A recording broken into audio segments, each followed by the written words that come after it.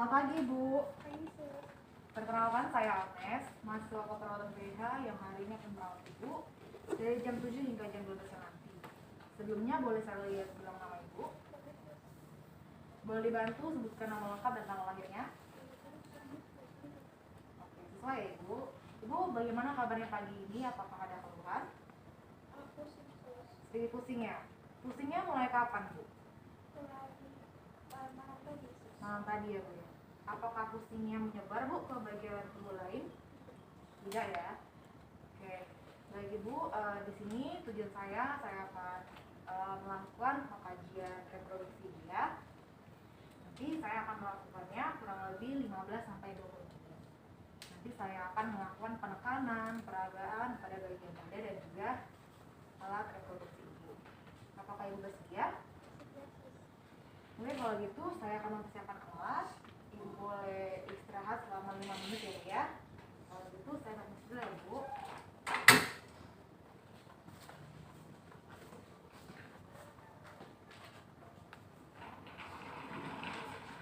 Ini sih, Bu, saya kembali. Saya tutup samping dulu ya. Ini saya tutup tangan dulu ya, Bu.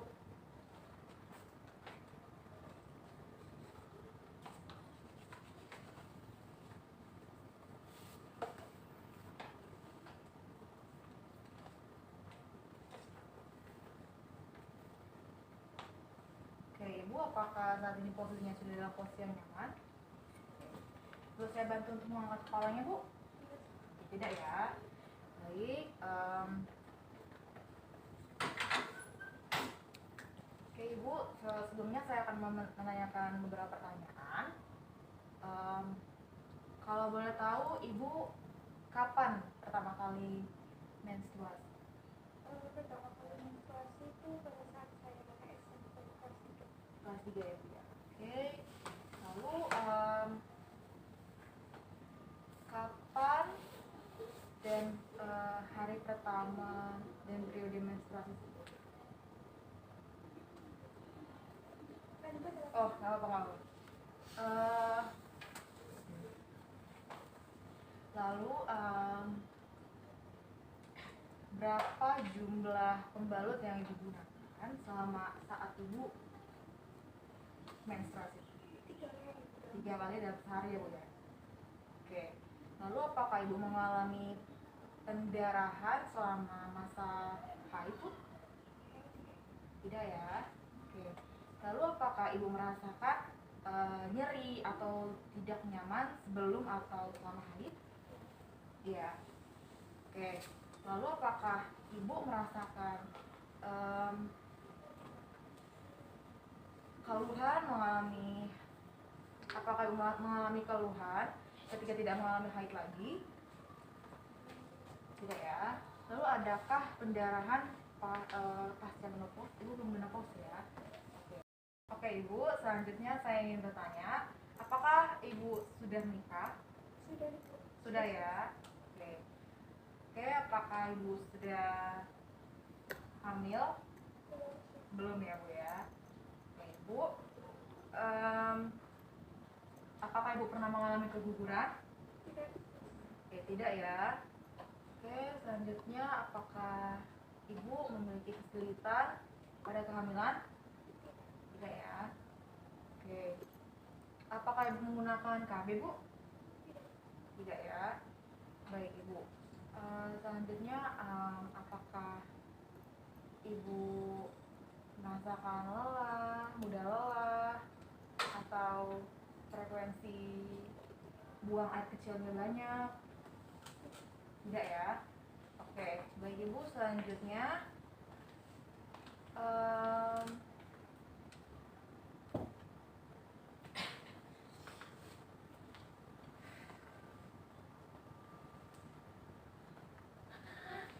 ini bilang dulu ada rabas.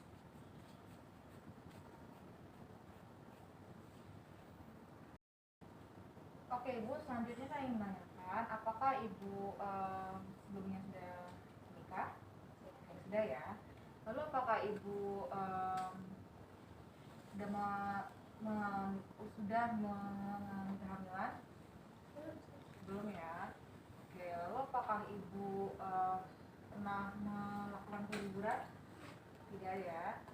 Oke, lalu apakah ibu memiliki kesulitan pada kehamilan? Apakah ibu menggunakan pil KB, Bu? Tidak ya. Oke, selanjutnya apakah ibu merasakan adanya rabas pada bagian kelamin ibu? Tidak ya. Oke, lalu apakah ibu merasakan adanya luka-luka, benjolan pada bagian kelaminnya? Tidak ya, Bu. Oke, selanjutnya apakah ibu merasakan adanya nyeri atau gatal-gatal pada bagian kelaminnya? Oke, tidak ya. Oke, Ibu, selanjutnya apakah ibu sebelumnya melakukan hubungan seks berapa kali dalam seminggu? 3 kali ya. Oke, baik Ibu. Selanjutnya menurut Ibu makna seks itu apa menurut Ibu? Makna seks bagi saya memiliki anak merupakan suatu anugerah dari Tuhan. Oke. Lalu apakah Ibu memiliki persoalan dengan seks? Tidak ya. Baik. Lalu apakah Ibu merasakan rasa puas selama berhubungan seks, Bu? Oke. Baik Ibu, selanjutnya saya akan mulai ya Bu ya untuk pemeriksaan dari bagian untuk kelamin Ibu. Sebelumnya saya pakai sarung tangan dulu ya Bu.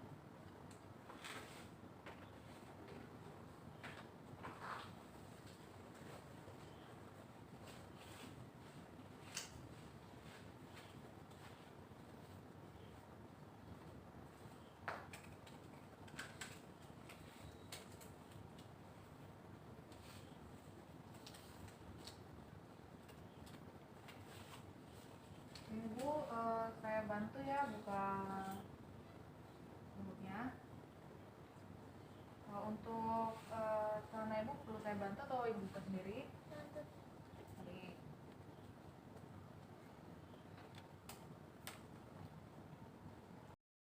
Baik, kita akan mulai dari bagian kelamin pasien. Pertama kan kita melihat distribusi rambut pasien. Distribusi rambut pasien terlihat merata. Kemudian tidak ada pertumbuhan rambut yang abnormal. Kemudian untuk bentuk vagina pasien berbentuk segitiga terbalik atau menuju arah umbilikus. Kemudian tidak ada kutu dan tidak ada telur kutu pada rambut pasien, pada rambut kelamin pasien. Kemudian untuk bagian labia mayora pasien, pada wanita nupilara labia mayora berada di garis tengah. Pada wanita setelah persalinan pervaginaan, labia mayora tidak berada di garis tengah. Normalnya simetris, padat, dan tidak ada pembengkakan, lesi, atau ekskroriasi. Kemudian untuk klitoris dan labia minora tidak adanya inflamasi, tidak adanya lesi, tidak adanya pulip, dan tidak ada bau yang tidak sedap. Kemudian ketika dipisahkan labia mayora, labia minora berwarna merah muda gelap, lembab dan simetris. Klitoris tampak seperti titik dan celah yang berada pada garis tengah. Kemudian bukaan vagina atau introitus tampak seperti celah vertikal, sempit dan jika dibuka dapat tampak lebih besar. Kemudian anus pasien kulitnya tampak kasar dan warnanya lebih gelap. Kemudian untuk uretra pasien, permisi ya Bu, saya selupkan air ya. Kemudian untuk uretra pasien, dicelupkan jari ke dalam sarung tangan, kemudian masukkan jari telunjuk ke dalam vagina dan dengan lembut palpasi bagian uretra dengan memberikan tekanan ke atas dan keluar. Normalnya tidak ada nyeri tekan. Ibu, apakah ada nyeri tekan? Tidak ada ya. Oke. Selanjutnya tidak ada pengeluaran sekret. Kemudian untuk kelenjar Bartholin, palpasi bagian posterior labia minora, labia majora dengan jari telunjuk di dalam vagina dan ibu jari. Kemudian normalnya labia terasa lunak dan sama. Oke Ibu, selanjutnya saya akan mengkaji bagian dadanya ya Bu. Ibu sebelumnya bisa bantu saya duduk. Saya buka ya Bu ya, permisi.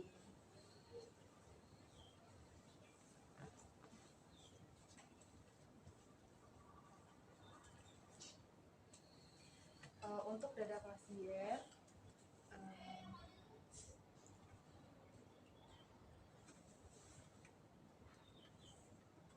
yang pertama kita akan melihat untuk dada pasien.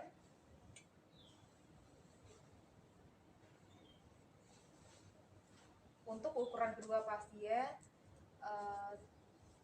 simetris, kemudian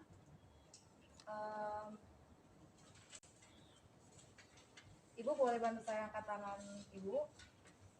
Baik, untuk dada pasien terlihat simetris kanan dan kiri. Kemudian untuk warna kulit pasien merata, tidak ada lesi, tidak ada benjolan setelah diinspeksi. Kemudian tidak ada kemerahan dan tidak ada cairan yang keluar dari kuping. Kemudian Ibu boleh pindahkan tangannya ke pinggang Bu. Oke. Untuk dada pasien terlihat posisinya terlihat simetris, kemudian tidak ada benjolan, tidak ada kemerahan pada bagian payudara kanan dan pada payudara bagian kiri. Oke Ibu, selanjutnya boleh bantu saya tidur Bu. Baik. Permisi ya Bu ya, saya izin menekan penekanan ya Bu ya. Apakah ada nyeri Bu? Tidak ada ya. Ini apakah ada nyeri? Ini tidak ada. Nyeri Bu? Apakah nyeri? Kemudian untuk puting pasien tidak ada pengeluaran sekret pada bagian payudara kanan dan payudara kiri.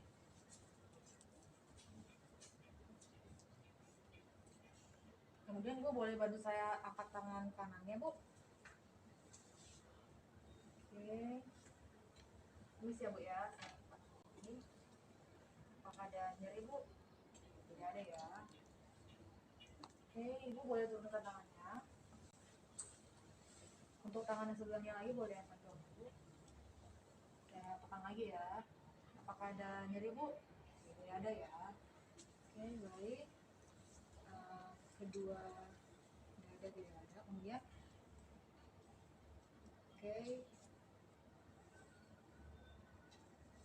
Oke Ibu, selanjutnya saya permisi tekan sedikit ya. Apakah ada nyeri? Untuk bagian sebelahnya apakah ada nyeri Bu? Tidak ada ya. Oke Ibu, pengkajiannya sudah selesai. Saya permisi cuci tangan sebentar ya.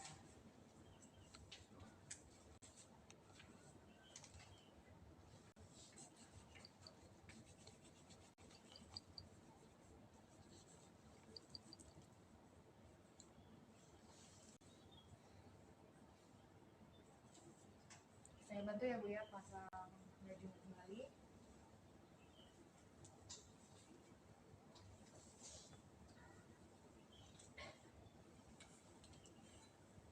Baik Ibu, pemeriksaan kita sudah selesai. Selama pemeriksaan, apakah Ibu merasakan adanya keluhan Bu? Tidak ada ya. Oke baik, nanti hasil pemeriksaan akan saya berikan kepada dokter untuk hasil pemeriksaan yang lebih lanjut ya Bu ya. Nanti pukul 4 sore saya akan kembali lagi. Saya akan memberikan ibu obat, dan kemudian saya akan memberikan ibu makan ya bu ya. Kalau begitu apakah ada yang ingin ibu tanyakan lagi? Ya, tidak ada ya bu ya. Baik, kalau begitu saya permisi dulu ya bu ya. Nanti jika ibu membutuhkan bantuan, ibu boleh mencet bel. Saya atau perawat yang lain akan datang untuk membantu ibu. Apakah ada yang ingin tanyakan lagi bu? Oke, tidak ada ya. Kalau begitu saya permisi ya bu ya. Permisi bu.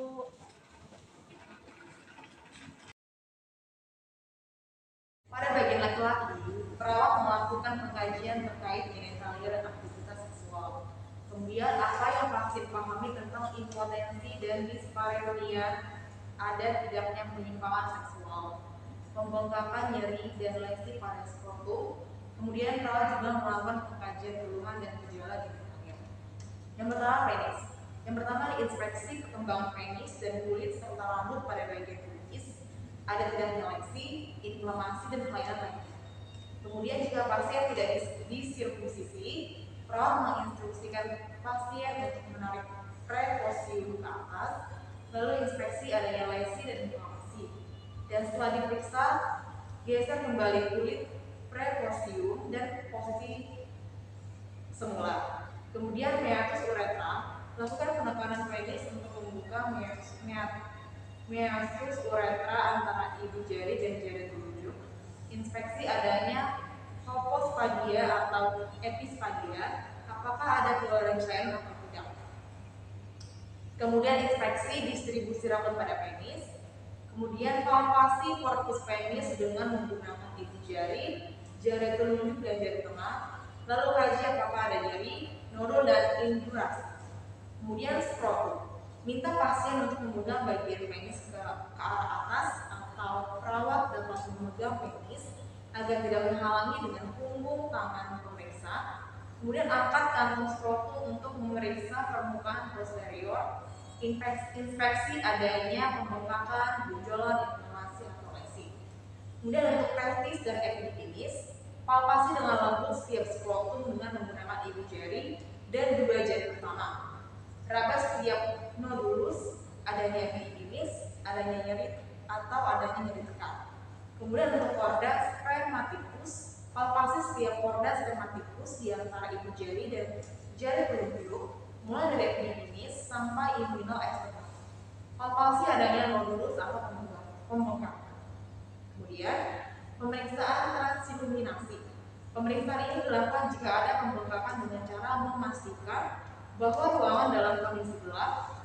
Arahkan cahaya pada skrotum. Warna merah menandakan adanya cairan serosa. Kemudian untuk pelajaran prostat, lakukan pengkajian hernia dengan cara palpasi dan inspeksi pada area ibu